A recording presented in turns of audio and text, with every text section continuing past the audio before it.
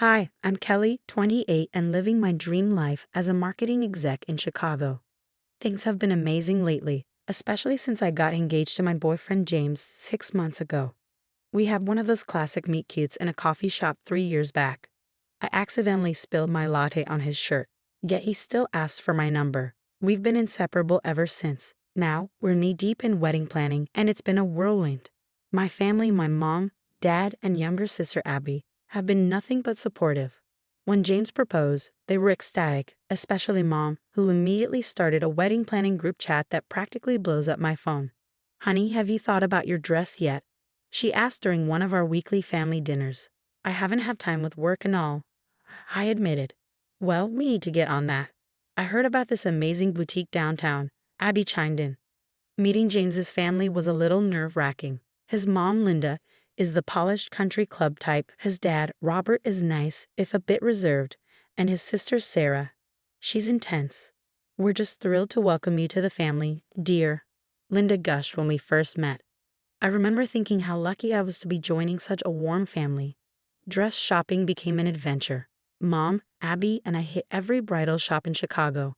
Then I saw it, a stunning off-shoulder lace gown that made me feel like a princess.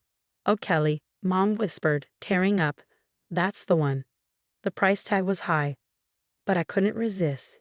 It was perfect. Our tiny apartment didn't have the space to store it, though, so Linda offered to keep it at her place. "Don't be silly, dear," she insisted. "It'll be safe here." I agreed, grateful, though I didn't miss how she immediately took charge. 2 months before the wedding, I decided to stop by Linda's to see the dress. I was so excited to try it on again and maybe snap a few photos for my bridesmaids. "Linda, I'm here to see the dress." I called out. She appeared, looking flustered. "Oh, Kelly, I wasn't expecting you." Something felt off. I went to the spare room where it was supposed to be stored, but it was gone. "Linda, where's my dress?" I asked, trying to keep calm. After an awkward pause, she replied, "Oh, about that. I gave it to Sarah." It felt like a punch to the gut. "You what?" I stammered. "Well, Sarah just got engaged and she loved your dress. Since you two are the same size, I thought it'd be perfect for her." My heart sank. "But it's my dress. I paid for it. How could you just give it away?" Just then Sarah walked in, grinning. "Did Mom tell you the good news? Tyler proposed, and Mom gave me your dress. Isn't that great? I lost it." "No, it's not great. That dress was mine. You had no right to take it." Linda tried to placate me, saying, "Kelly, don't be selfish. Sarah's wedding is coming up sooner. You can always find another dress." I couldn't believe what I was hearing. Things escalated, with Sarah calling me dramatic and Linda insisting she was just trying to help both her daughters. Just then, James walked in. "What's going on here?" he asked, looking between us. "Your mom gave my wedding dress to Sarah," I told him, desperate for him to take my side. He looked at Linda, who replied with a syrupy tone, "James, honey, I was just trying to help. Sarah needed a dress, and Kelly has time to find another." To my horror, James seemed to consider her reasoning. "Well, maybe we can work something out," he offered tentatively. My heart sank. Work something out. I echoed. This wasn't just about a dress anymore. It was about boundaries, respect, and the family I thought I was marrying into. With everything crashing down, I finally whispered, "I can't do this," and grabbed my purse. As I left, I heard James weakly call after me, "Kelly, wait. We can figure this out." I was already out the door, tears streaming down my face. As I drove away, the realization hit hard. This wasn't just about a wedding dress. The perfect family I thought I was joining was anything but, and James, the man I was supposed to marry, couldn't even stand up for me. Eventually, I had to pull over, blinded by my tears, and a question kept haunting me. What was I supposed to do now? I spent the next few days holed up in my childhood bedroom, trying to process everything. Mom would bring me tea and tissues, while Dad paced around, muttering about that woman and her audacity. One evening, Mom sat down beside me and held my hand. "Sweetie, you need to think long and hard about this," she said gently. "Is this really the family you want to marry into?" I called my best friend Zoe and poured my heart out. "I don't even know who James is anymore," I sobbed. "He just stood there while his mom gave away my wedding dress." "Girl, that's messed up," Zoe replied. "You deserve better than that. Maybe you should postpone the wedding, give yourself some time to think." After a sleepless night, I knew what I had to do. I texted James, "We need to talk. I'm postponing the wedding." He replied immediately, and soon he was at my parents' house, looking frantic. "Kelly, please, we can work this out. I'll buy you a new dress, any dress you want." I shook my head, sadness mixing with newfound resolve. "It's not about the dress, James. It's about respect. Your mom gave away something that meant the world to me, and you didn't even stand up for me." "I'm sorry, I was just shocked." "I'll talk to her, make her understand." "That's just it, James. Why does she need to understand? What she did was wrong. Period." A few days later, Linda called, her voice dripping with false sweetness. "Kelly, dear, I'm so sorry for this little misunderstanding. I was only trying to help Sarah, you understand." I took a deep breath, steadying myself. "No, Linda, I don't understand. What you did was wrong." Her tone hardened.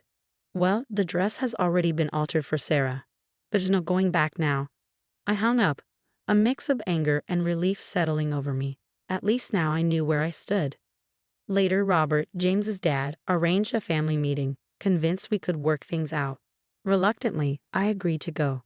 As soon as I walked in, tension filled the room. Linda sat primly on the couch, Sarah sulked in the corner, and James looked like he wished he were anywhere but there. Robert cleared his throat, trying to be diplomatic. "Now let's all calm down and discuss this rationally. Kelly, I understand you're upset about the dress." I cut him off. "It's not just about the dress. It's about respect and boundaries." Linda rolled her eyes. "Oh, please, you're making a mountain out of a molehill. Sarah needs the dress more than you do." "How can you say that?" I exploded. "It was my dress. I paid for it. I chose it. It meant something to me." Sarah rolled her eyes.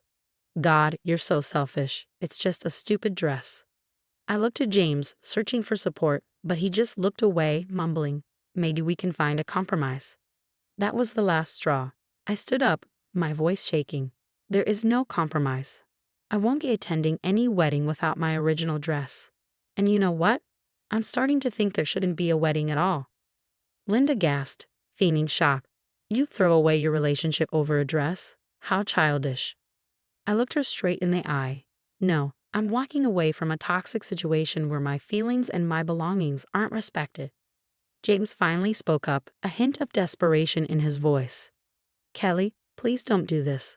We love each other." I felt a wave of sadness. "Do we, James? Because love should include respect and support, and I'm not feeling either from you right now." The room erupted into chaos. Linda and Sarah hurled accusations, calling me selfish and dramatic. Robert tried to calm everyone down, and James, he just stood there, torn between me and his family. In that moment, I knew. I slipped off my engagement ring and placed it on the coffee table. "I'm sorry, James, but I can't marry you. Not like this."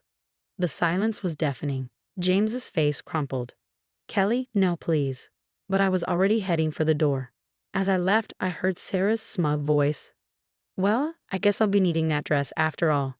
I got in my car, hands shaking but heart surprisingly calm. It hurt. God, it hurt. But as painful as it was, I knew I'd look back on this as the moment I chose myself. The weeks following my breakup with James were tough. I was determined to move forward. My family and friends rallied around me, offering support and reminding me of my worth. Zoe dragged me out for girls' nights, insisting I reclaim my fabulousness. At work, I threw myself into a big project, channeling all my emotions into creativity.